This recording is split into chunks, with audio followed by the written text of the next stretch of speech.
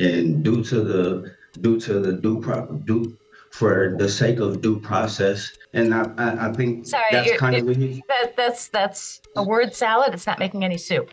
shoulders. I am aware that I do have constitutional rights, not just the ones that were mentioned here before, and also that the exercising of a right is also an expression of a right, which is an invoking of a right, which is a way that a right can be used. And I, the man speaking with a voice and Okay, a so sound I'm going to mind. cut this off. What is a preliminary exam? Well, before I address that, may I address No, it to sir. you? No, we're gonna focus our answers here. This sovereign citizen just found out the hard way why it's a terrible idea to walk into court without a lawyer. I mean, seriously? This guy actually stood there and told the judge, I'm not the name on the charge. I'm just the shoulders. Yep, shoulders. Like the body part. I wish I were joking. If anyone out there can explain how a fully grown adult ends up thinking that is a real legal defense, please do us all a favor and drop it in the comments, because I'm struggling to understand how we got here. The judge looked completely baffled.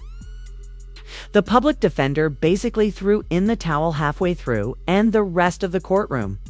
It felt like we were all stuck in some bizarre spin-off of world's dumbest legal arguments. It honestly makes me wonder, are all these sovereign citizens reading from the same underground blog? Or is there a secret Facebook group passing around these ridiculous scripts like they're cheat codes for court? Either way, things heat up fast in this hearing.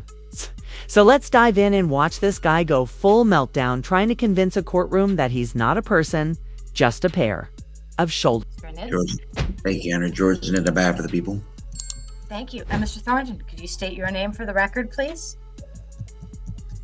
I am shoulders in here by way of executive office for Lee State Thornton nonprofit organization. Accept that as Mr. Thornton announcing his appearance before the court. We are here this morning for a pre-exam conference. Mr. Anid, it is my understanding that Mr. Thornton has declined representation. However, Mr. Thornton, at every appearance, I need to remind you that you have a constitutional right to be represented by an attorney, and that if you can't afford an attorney, the court will provide one for you. I am particularly proud of the superb public defenders we have in this court. However, you may also retain any attorney you wish. You will get to choose the attorney. You would have to pay them. You have a constitutional right to represent yourself, but I have to warn you that if you proceed representing yourself, you would be held to the same standard as all attorneys who have gone to law school and passed the bar and been admitted to practice. So the court really can't give you any breaks or help you at all. Is it your wish to represent yourself, sir? Mr. Thornton is aware of the courtroom decorum and the standards and procedures that must be upheld by a person in representation of a party. And as again, I shoulders, I am aware that I do have constitutional rights, not just the ones that were mentioned here before, and also that the exercising of a right is also an expression of a right, which is an invoking of a right, which is a way that a right can be used, and to uphold the proper standards. Mr. Thornton does not wish to get public counsel representation as I am a legal representation by special appearance through the executive office for Mr. Thornton, and not the actual entity, Latavius J. Shaw Thornton. Once again, on the record, it has not been declined that Latavius J. Shaw Thornton is a nonprofit organization, which, yes, Your Honor, is a person, in fact. And I, the man speaking with a voice and a sound mind. So I'm going to cut this off. I don't want to mute you, but we have to move forward. We have an attorney standing by. That would be Mr. Foreman. Have you had an opportunity to speak with Mr. Thornton about any plea offer? No, Your Honor, and I don't think I'll have any meaningful conversations with him based on what I see. I believe that it's not clear whether what he's doing is intentional or whether this may be a competency issue. But I'm prepared to proceed. I just don't know if we should be. We should. I have a concern for his competency, to be honest with you. If the course, Objection. we had the same issue all this time. No, Mr. Thornton, one person at a time. And right now, Mr. Annette is speaking. I mean, I guess I would inquire whether he knows what a preliminary exam is, and if he understands, if we forward, if he's gonna know what to do. I mean, I believe I have to look at the court rules. I've never dealt with this issue, but I think having standby counsel would be something that would be needed to advise him. I'll look into all that, but I just don't know if he's gonna know what a preliminary exam is. I believe this may just be a competency issue. I don't know, Your Honor. Okay. So actually, that's a good question. So, Mr. Thornton, I'm going to ask you, what is a preliminary exam? Well, before I address that, may I address No, it to sir. you? No, we're gonna focus our answers here. What is a preliminary exam? Your Honor. I'm going to give you Your one Honor. chance to answer. What is a preliminary exam? Court proceeding. Mr. Okay, Thornton and said what- that. Okay. Let me And what just finish happens? it. That's a good answer. What happens at that court proceeding? Before we jump back into the hearing, I've got to ask, is anyone else getting serious? Flashbacks to being in class when the teacher called on that one kid who definitely didn't. Do the homework, because that's exactly the vibe here. The judge simply asked this sovereign citizen to explain what a preliminary exam is. And what came next was the verbal equivalent of a system crash. The man stuttered so hard you'd think someone just unplugged his WI-V. It's a Zoom hearing, but the tension and secondhand embarrassment is real. You can practically see the attorney trying not to crack up while waiting for this guy to finish spiraling. It's giving pure, I didn't study, but I'm going to freestyle my way through this energy. Honestly, it took me back to my own school days, like that time I tried to bluff through a book report on Moby Dick using nothing but the back cover and a prayer. But here's the thing. Even people with zero legal background usually understand that a preliminary exam isn't some courtroom improv show. It's literally the court's way of deciding whether there's enough evidence to move forward with a trial. That's it. You don't get to redefine the laws of physics or demand that the judge prove gravity is real. Anyway, brace yourselves, because we're about to hear what kind of legal nonsense this guy pulls out next. Comedy gold incoming.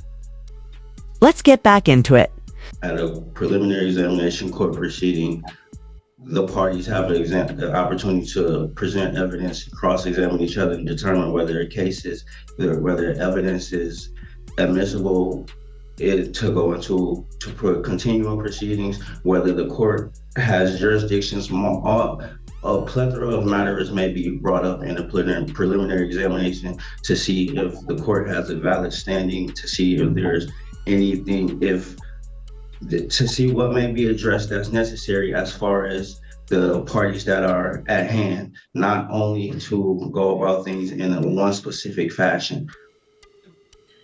Well, that's pretty. That's a pretty good answer. However, at this point, given a review of Your Honor, history, the court is going to sua sponte suggest that a competency exam be ordered. Mr. Anid, I any agree. response? I agree. Okay, thank you. Mr. Yeah. Thornton, any response? Mr. Thornton does not believe that a competency exam sua sponte is necessary and objects that as a preliminary exam is something that we can proceed to and we can address the matters and the situations that are necessary at that time. And for the sake of due process and the judicial precedence of due process, that a criminal a competency test may delay that, and it could hinder not only Mr. Thornton, but the things that Mr. Thornton does as far as the community and his career and his family and his life and rights, and other people that may be affected by this matter, as well as the public. Because for the judicial precedence is that Mr. Thornton is innocent and not guilty. So, Mr. Anid, are you going to prepare a proposed order, or? Your Honor, I think it's been a while since I've done. I believe if I'm not mistaken, it's the. I can if you want. Yes, I'll prepare an order. All right. So at this time, Mr. Anid, comments on the preliminary exam. Nope. I just say we just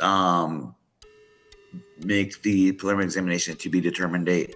If anything, reset it for another PCC or a review hearing for when we do come back with a competency opinion. Okay. So, Mr. Thornton, you have two rights at play here. One is the preliminary exam that we just discussed, and the second is the right to have that within 21 days. So, the reason that you have a right to have that within 21 days is to prevent cases from dragging on endlessly. There are certain timelines that have to be met. However, the court can waive that 21 days if it finds good cause. And that would be, for instance, if one side had recently received discovery and was unable to proceed. Another good cause could be if someone was ill or hospitalized. There could be any number of good reasons. So I'm going to ask you, actually, Mr. Thornton, have you received any discovery in this matter? I have not. Mr. Thornton has not received any instrument. Okay, so, all right, two things then. First, I find good cause to waive the 21-day rule, and we will get a date. No, sir, just a minute, let me finish. You don't, no, listen, I don't want to mute you, but I have to get through this. So, you have to have, you have a constitutional right to have knowledge about your case. And if you haven't received any discovery, we can't go forward until you receive it. So two things. First, I'm going to waive the 21-day rule. And just a minute, Mr. Sid. We're going to waive the 21-day rule, and we're going to set a date out in about a month. That'd be a placeholder date. At this point, because you are representing yourself, I'm going to allow you to converse with Mr. Anid, recognizing that you do not have discovery materials, so I do not expect this court to accept a plea bargain today. We're going to put you both in a breakout room, and when you're done, the court will be ready. Thank you. I've got a bad feeling about where this is headed. And if you've watched enough of these sovereign citizen cases, you probably do too.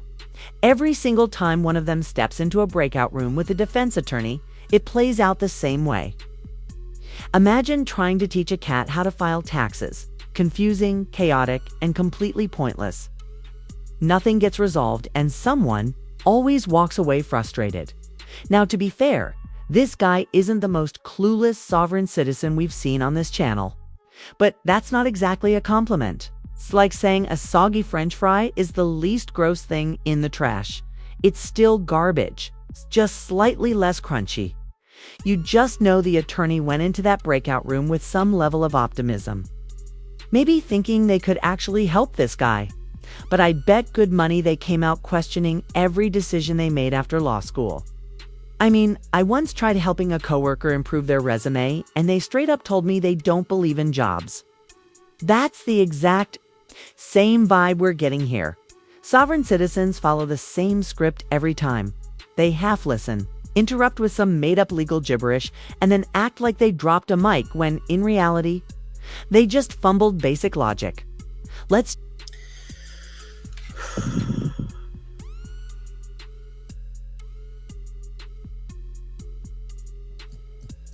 Okay, sound is back on at the jail, so we will go back on the record in the matter of People versus Latavius Rashad Thornton. This is case 25-0203-FY. Mr. Anid, prosecutor, and Mr. Thornton, representing himself, have met in a breakout room. So first, because the prosecutor has burden of proof, I'm going to ask Mr. Anid first, then Mr. Thornton, I'll ask you. So Mr. Anid, anything from the breakout room that you'd like to report? Yes, I just want to make sure Mr. Thornton is there because I don't see him on here. Oh, I see him. Okay. Can you hear me? Okay. Yep. So we discussed. Yep. We discussed a little bit of as much as we could. I believe based on my discussions with him, I don't believe this is a competency issue. I believe this is more of the what Mr. Thornton kind of described earlier. So the plan, I think we both agreed on, is we're asking for another probable cause conference. I'm gonna somehow figure out how to provide him discovery the complaint, the information, all the charging documents that we have. We're going to come back. In the meantime, I'm going to do my due diligence to speak with our office to see how we're going to go forward with this. Because I know it's my understanding he wants to represent himself. That is his right. I believe based on the questions that you asked earlier, he answered them pretty fairly, Your Honor. I just want to make sure we got all ducks in order. I discussed a misdemeanor offer potentially with them, but also discussed that I encourage them to get a public defender. All these things I think we're going to discuss at the next probable cause conference. I think these are all appropriate matters so I can get my ducks in order. He can have discovery to know what he's looking at. And I believe at the next hearing, we will have a good understanding of what we're doing going forward. Mr. Thornton, is that an accurate report? It's pretty accurate, Your Honor. Just a few more points that we had discussed in that breakout room was also that it was in the discovery we would like to get subject matter in the appointment of the authorities that has been filed onto the record for these proceedings and how we came about to be into the court's jurisdiction for this matter in such fashion. And I think that's kind of that's a word salad. It's not making any soup. Can you any sense at all? Can you rephrase that for me, Mr. Thornton?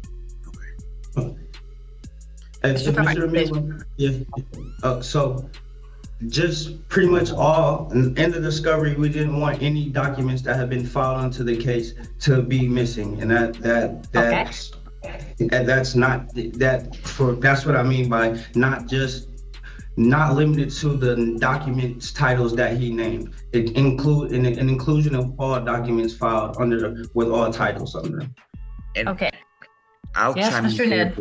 And I think kind of what he may be talking about is, and I could be wrong, is the charging documents, what gives us the authority to proceed forward and how we're proceeding forward. And I explained you should wait until you discovery because I believe that's going to be the complaint, the information, and the other charging documents to see where we're at. I could be wrong, but once he receives those, we'll come back. We'll have all the ducks in order. I think that's a good resolution we both agreed on. And in the meantime, I'll do my due diligence to speak with our office to how we're going to go forward. I told Mr. Thornton, I'm the prosecutor, understands what the prosecutor is. I'm not on his side, but I did advise I'm here to help get the situation resolved as fast as possible. Thing I've noticed with these sovereign citizens is how they always claim they want to resolve things quickly. But the second they step in front of a judge, okay, they start arguing like they've got all day and a law degree from a Facebook meme page. It's like someone saying they're starving, then spending half an hour complaining about every item on the menu. Just ... Make it make sense. This guy could have been done and out days ago if he just acted like a normal person and answered some basic questions. But nope, instead we get a full rant about natural law and some make-believe legal code he probably read in a comment thread. They want the system to serve them, but only when it fits their fantasy rules. It's like trying to play Monopoly and refusing to pay rent because the Constitution doesn't mention boardwalk. And let's be honest, if courtrooms handed out trophies for wasting time, this guy would already have a gold medal and his own Hall of Fame plaque. Anyway, let's get back into this disaster and see how many more delays he can invent in the next 5 minutes. And real talk, if someone can explain how yelling "I don't consent" is supposed to help your case, please drop it in the comments, because I'm genuinely stumped. Rita, if you find good cause to adjourn this for one more probable cause conference, I believe everything will be situated. Mr. Thornton, anything further this morning? Not at this time, Your Honor. Just new dates. New dates. New probable cause. Okay, so we had the dates, and that is 8:30 a.m. April 25th for a probable cause conference, and 9 a.m. May 1st for a preliminary exam. Okay, so the next probable cause conference is about a month away. Does that sound right? Yes. Okay. All right. So, Mr. Thornton, if at any time you change your mind, you can communicate with the court and or Mr. Anid about requesting counsel. At every hearing, I'm obligated to tell you your right about counsel and to determine the parameters of that. All right, so we will see you back at 8:30 a.m. April 25th. That is all. Thank you, Your Honor. Thank you. Take care. Thank you. Take care, Mr. Amit. This guy's finally reached the end of the line. It's his last hearing before he has to make a decision. Either accept the plea deal like a rational adult, or take the scenic route through legal disaster by repping himself with nothing but Google search tabs and misplaced confidence. Honestly, it sounds like the rejected pilot of a courtroom reality show, Sovereign and Clueless, Trial by Fire. Look, say what you want, but the judge deserves an award for not flipping that bench. She sat there calmly, guiding this man through every step like she was explaining Bluetooth to someone who still owns a flip phone. I know some folks might think she went too easy on him, but with people like this, there's only so much sanity you can maintain before the eye rolls become involuntary. And as for our sovereign friend here, I've seen mall Karens show more humility during a shoe return. This dude rolled in with enough misplaced ego to power a Tesla, while clearly having no clue what he was even arguing. So here's the real question. Should the court actually let people like this go solo? Or would it be more productive to hand them a Crayola set and let them draw their own courtroom fantasy? Either way, this saga isn't over yet. And trust me, it only gets more ridiculous from here. If you're into this kind of legal chaos, hit that like button and subscribe. I post new content daily. And there's always another courtroom clown waiting in the wings. Thanks for watching and take care.